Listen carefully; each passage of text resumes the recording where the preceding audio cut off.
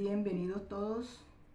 En esta oportunidad damos gracias a Dios, al Dios vivo, por su infinita misericordia.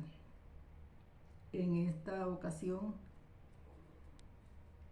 hablaremos esta segunda parte del bautismo de Jesús. Recordemos que tuvimos la primera parte y tenemos ahora la segunda parte del bautismo de Jesús. Hablar de Jesús es hablar del Salvador del mundo. Y hablar de Jesús es hablar del propósito de Dios en su vida y lo sublime de cada momento que se dio en la vida de Jesús, todo lo que encierra. El bautismo de Jesús es algo muy determinante en la vida de la iglesia y del creyente. Esto es de mucha importancia. Por eso es bueno que hoy las escrituras nos lleven a ese real bautismo que se habla de Jesús. La sabiduría de Dios no deja nada al azar. Y el orden de Dios. Así que vamos a ir a las escrituras a ver realmente qué fue lo que sucedió en el Jordán. Para ello nos vamos a hacer dos preguntas antes de: ¿por qué Jesús vino a Juan para ser bautizado? Y la otra pregunta es: ¿por qué Jesús debió ser bautizado en el Jordán? Recordemos que el Jordán lo vamos a resaltar como ese lugar, Entonces, primeramente voy a leer en Lucas para así fundamentarnos en todo lo que tuvo que ver con este evento en la vida de Jesús. Vamos a leer Lucas 3, versículos 21 y 22.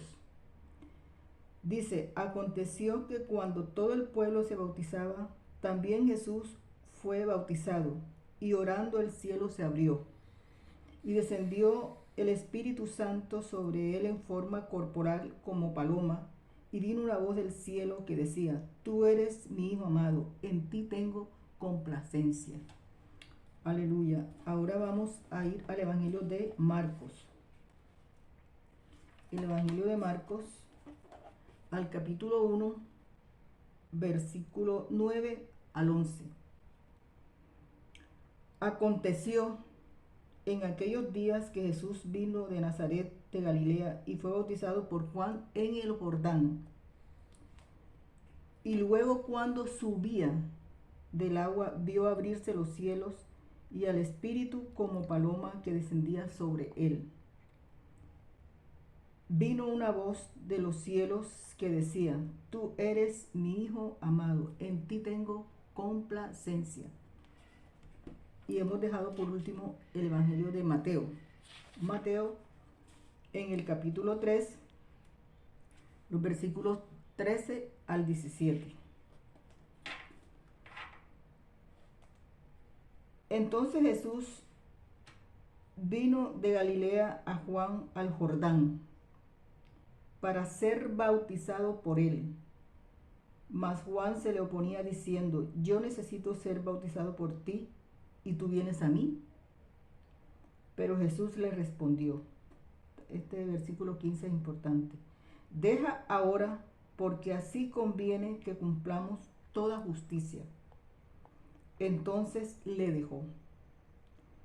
Y Jesús, después que fue bautizado, subió luego del agua. Y aquí que los cielos fueron abiertos, y vio al Espíritu de Dios que descendía como paloma y venía sobre él.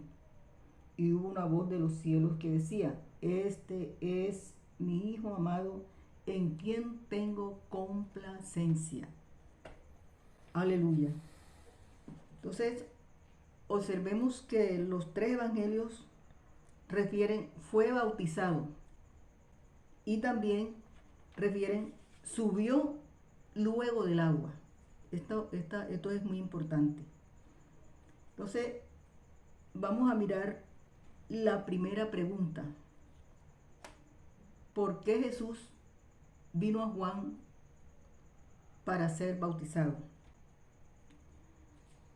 En todos los eventos que se suceden en el bautismo de Jesús no tienen las mismas características del cotidiano, con agua o en agua, que Juan el Bautista venía haciendo a los otros judíos. Y observemos que se establece la diferencia. Jesús vino a Juan, su mensajero, no a Juan el Bautista. Vino a Juan, su mensajero, para ser que reconocido e identificado públicamente por Juan, su mensajero. Es decir, ser bautizado. Aquí está el ser bautizado. Aquí se hace uso de un lenguaje en sentido figurado. En un sentido figurado. Es decir, públicamente Jesús quedó inmerso en su mensaje. No podía darse a la confusión que hubiera dos mensajeros. Esto no podía darse a confusión. Y miren lo importante de Mateo 3:15, que lo voy a referenciar nuevamente. Pero Jesús le respondió: deja ahora, porque así conviene que cumplamos toda justicia. Miren qué importante es esto. Jesús necesitaba ser sumergido, y por eso le dice a Juan: deja ahora, o sea, en este momento, que cumplamos toda justicia. Conviene, es conveniente que cumplamos toda justicia. Dejándole con claridad, diciéndole a Juan que su tiempo se había cumplido y que ahora en justicia el tiempo era el de él, que ya el tiempo de Juan como mensajero ya terminaba ahí. En ese momento, cuando Jesús le dice: deja ahora, ahora es de tiempo. Entonces, en el orden de Dios y la sabiduría de Dios no deja nada al azar. Y miren que después que Juan, ya que Jesús es reconocido e identificado por Juan como el Señor del mensaje, como el dueño del mensaje, entonces miren los eventos que comienzan a sucederse. Pero antes observemos que dice la Escritura: subió luego del agua. No dice que salió. Fíjense, observen bien. Dice: subió luego del agua. No dice que salió.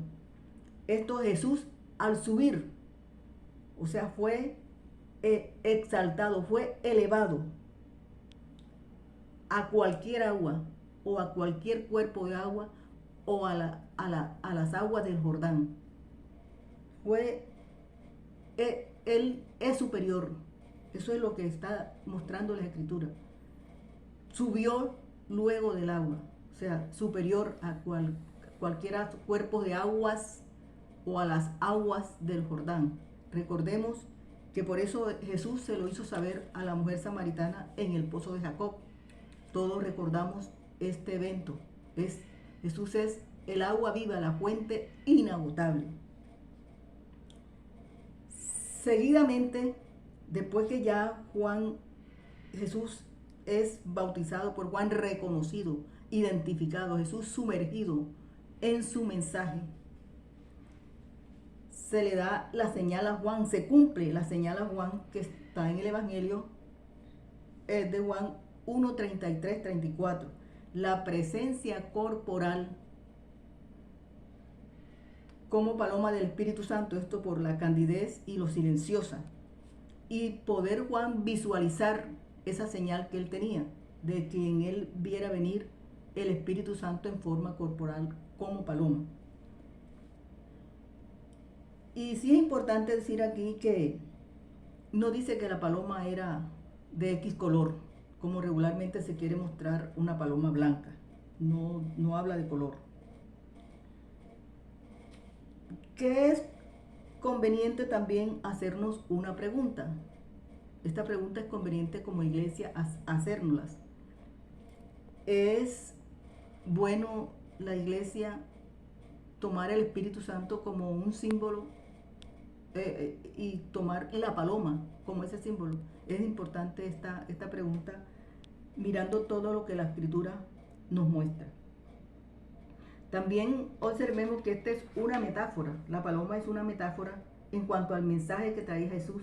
Esto porque hay una especie de palomas que se llamadas palomas mensajeras. Mire qué sabiduría de Dios para hacer esta metáfora. Jesús venía con el mensaje y mostrar esa paloma que por esta especie de palomas que hay mensajeras. Luego que sucede todo esto, todo este evento tan glorioso, Jesús es ungido en gloria, porque entonces viene la voz del Padre del cielo, confirmando que ese es su Hijo amado, en quien tiene complacencia. ¿Ves qué maravilloso?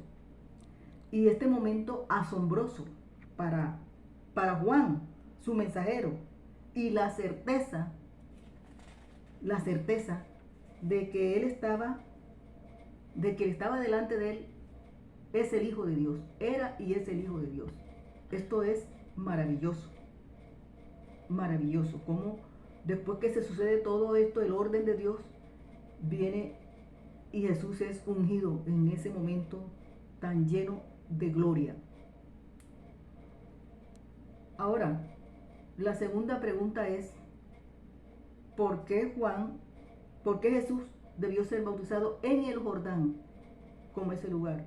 Lo primero que debemos decir es que el Jordán era el lugar habitual donde Juan el Bautista hacía sus bautizos a los judíos, a todos los seguidores de él. Entonces, a los hijos de Israel. Entonces era el momento también donde públicamente Jesús debía ser reconocido. Entonces se dio esto también en ese lugar, porque era el lugar donde Juan frecuentaba. Y era el lugar de públicamente Jesús ser reconocido y mostrado como el mensajero, como el Hijo de Dios, el Salvador del mundo. Segundo, ¿qué tenía también el Jordán? Era un símbolo de eventos muy trascendentes en la vida de Josué, como tipo de Jesús, y de Eliseo, ambos tipos de Jesús. Entonces, esto era referenciar ese tipo también y traer a la memoria, como también traer a esa memoria histórica a los judíos las 12 piedras que se llaman piedras conmemorativas. Cuando Josué está ahí en el Jordán y le habla a los hijos de Israel para las 12 piedras, ese monumento conmemorativo. En el capítulo 12, versículo 4, versículo de 1 al 7, y todo ese capítulo es muy claro en dar todas estas referencias. Y cuarto, no podemos olvidar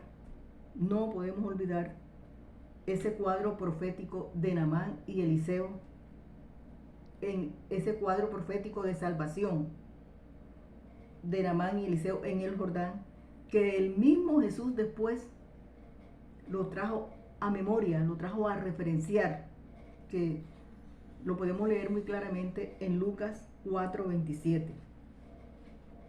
Entonces, para mirar todo este evento de cómo fue Jesús bautizado, ya hemos referenciado que las características del bautismo que se dio en Jesús, del ser bautizado, fueron muy distintas a las características del bautismo cotidiano que Juan hacía, o que Juan el Bautista hacía, con agua o en agua en el Jordán. Muy diferentes. La Escritura muestra totalmente la diferencia entre cuando Jesús vino a Juan, su mensajero, y cuando Juan el Bautista hacía sus bautismos a los otros judíos. Esto lo establece la Escritura claramente. El Espíritu Santo es de Dios, es maravilloso. Entonces, ya para finalizar, queda la consideración de la iglesia, del creyente, que nosotros nos vayamos a 2 de Timoteo 3:16. Les dejo ahí esa escritura. 2 de Timoteo 3:16. Así como también, ¿verdad? Mostrar, decir, entender cada uno de nosotros que el bautismo de Jesús tiene una gran relevancia tanto para el creyente como para la iglesia. Es de una importancia muy grande para todo creyente y para la iglesia. Y ya para terminar, también sería que el creyente en este tiempo y la iglesia discernir el bautismo de Jesús debe ser nuestro ejemplo a seguir, porque nosotros somos creyentes porque confesamos a Jesús como nuestro Salvador, creemos que Él es el Redentor del mundo, creemos que Él fue levantado de los muertos en gloria, entonces Él es nuestro ejemplo a seguir.